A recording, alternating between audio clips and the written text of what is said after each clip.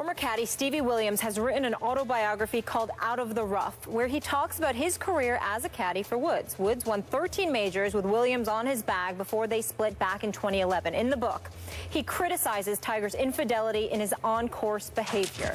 Quote, "One thing that really pissed me off was how he would flippantly toss a club in the general direction of the bag, expecting me to go over and pick it up. I felt uneasy about bending down to pick up his discarded club.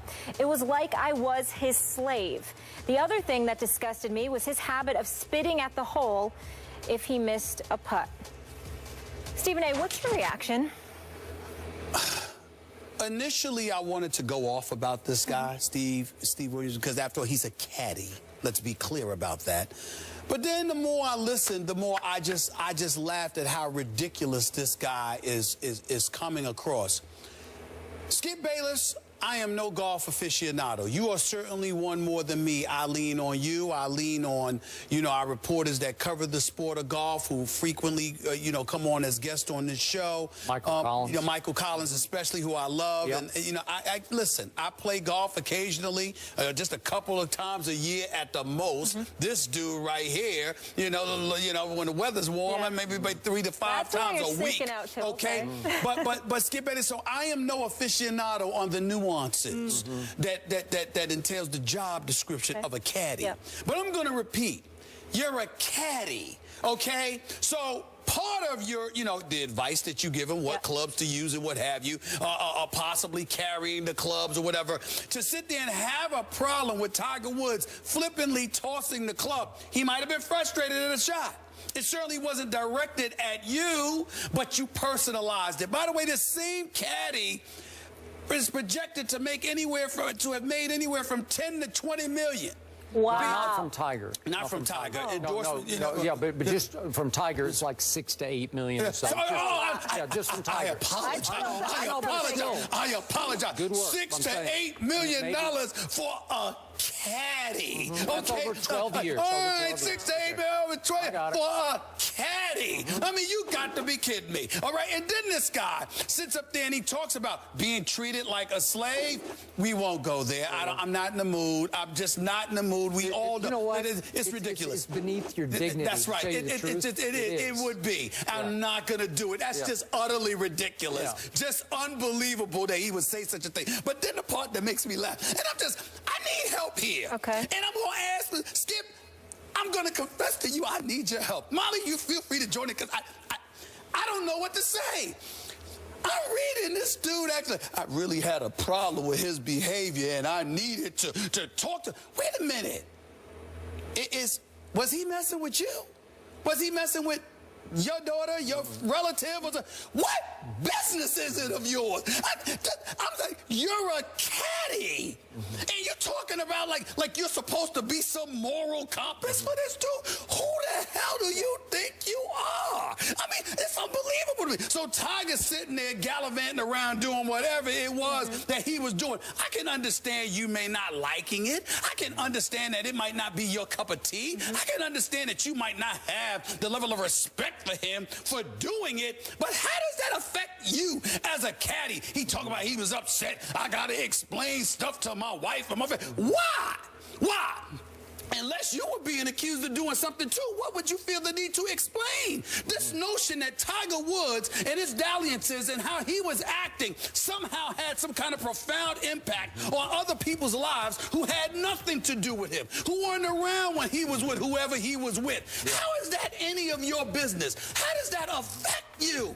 And then to sit up there and to act like, oh my God, my life was so impacted by this stuff. And then to wait years later and write a book. Listen, this guy is just ridiculous to me. I understand Tiger won 13 majors with them. I understand the guy has accomplished a lot as a caddy. But you're a caddy for a reason. Fall the hell back. This is some of the most nonsensical stuff that I've ever read. It was unbelievable to me. It really, really was. Okay, just in fairness, you realize that a lot of the great players have very close relationships with their caddies, and their caddies are are crucial to them in their on-course, almost their psychological management, that the caddy can say or do just the right thing at the right time. It's not that he's giving you exactly the right club. He's convincing you this is the right club, and you are going to hit this close. So I get that you would value. In Tiger's case, I thought Stevie Williams aided him most as a bodyguard because he was so famous. And Stevie Williams was a bad you-know-what. He would jump in the photographers' faces. He was a big, stout New Zealander, and he'd get in anybody's face, media's face, anybody. It's like that was about half of his job, was to protect Tiger Woods on the golf course, okay? And I thought he did a pretty good job of that because, as you see here, he's got a streak aside to him that's not very likable, and it worked for Tiger Woods. Now, on the slave comment, obviously, when you're being paid $6 to $8 million by the man you're working for, I don't know if that qualifies quite as slavery. It's just such an insult. But remember, ignorant. Okay, look, this guy, he grew up in New Zealand. He went back and he now lives in New Zealand. So his sensitivity level to what happened in this country involving slavery is probably pretty non-existent. I'm not giving him a pass. I just think he has no idea what he's talking about. That's fair. Okay? That's fair. Now, he did have that one line about Tiger that really set me off, and I can't remember if we talked about it on the show, but after he was fired by Tiger, wound up with Adam Scott, another very good player, and Adam Scott broke through and won at Bridgestone, a pretty big tournament at Bridgestone. Stevie Williams was stopped by the media after they had just won the tournament, and Stevie said that it was my aim to shove it up, right up that black, and I'll just say the word backside, okay? So he wanted to shove it up Tiger's black you-know-what, okay? And a lot of people found that to be very racist. I certainly did. Tiger defended him shortly after that and said he certainly does not believe that Stevie Williams is racist. But that came off as racist to me. So is there some seeds here for us to say that there's some racism operating here? Sure there is.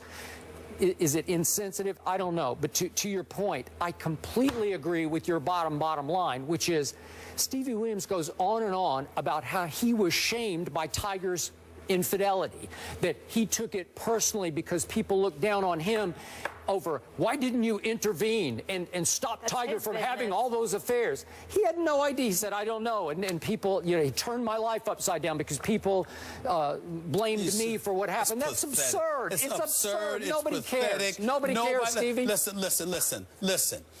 And I don't know, listen, I was in Australia for the Olympics. I've been interviewed on radio shows in New Zealand. You know, they watch me. You have? Many times. Wow. Many times. You're a worldwide. They've called me on certain, we are. They've called me several times about this show as well. So trust me, I'm dead serious. And let me tell you something right now. I under no circumstances, I have no knowledge about the folks whatsoever. But I'm just going to be a man here and tell you this. And I'll tell you this, Miss Molly. Let's be clear. When a dude ends up acting like Tiger, another dude don't feel responsible for that. No. That's your business. That's his business. Now, I mean, you might sit there and say to him, if he's a friend or a family member or whatever, look, man, come here. Yeah. Or if you're his parent, you might be like, I didn't raise you that way, or something like that. You know, if you're a pastor, you might talk to somebody because you're a member of that pastor's congregation. Look, you gotta follow God's laws, etc. You're a caddy, and you might have a decent relationship, but there's no personal impact on you. No. That is about the weakest explanation I've ever heard in my life. So Tiger Woods sitting up there gallivanting around, strippers, prostitutes, porn stars, whatever. But I'm affected by it. Can I say one thing? I don't get involved in anybody's personal business, but his wife might have got on him. If he sees all these young, cute girls around, like, what's going on? So he might have had to answer to her. But that's my point. What I'm saying is... But that's his relationship. That's what I said. What I said earlier was... Unless the wife was asking you about you. Okay, fair enough. I'm just saying, don't tell me. Now that's different. Because I understand, even if it ain't a wife, even if it's a girlfriend, if she's asking, you know, he got a lot of women around. You trying to tell me you ain't having, you not doing any of this stuff? Okay, a woman might ask you that question. He didn't associate with Tiger after hours at all. They loved each other at the golf course. What I'm trying to say is, I am told that there's a lot of women that show up on the golf course, too. So I'm just saying, but my point is, if you're getting asked those questions, coaches because of the environment, that's about the only legitimate argument you have. But to sit up there and act like Tiger acting up has somehow impacted you, I mean, you're just pathetic. Okay. I think you're it's just pathetic. chill. That is a fall back, so please. He is now writing a book because of one reason and one reason Tiger. only. He worked for Tiger Woods. That's right. Oh. That's right. Money. That's right. Money, money, money. And frankly, I wouldn't mind it if nobody buys this. That's just me. I know I ain't. You're not endorsing No, it. I'm not. All right. But what weird? This is about as weak as it gets. Oh my Lord, my friend is cheating. How could he do this to me? Okay. Oh, we gotta go. really? Kobe Bryant talking a little trash about himself. We'll tell you what Kobe said about Kobe. That's next.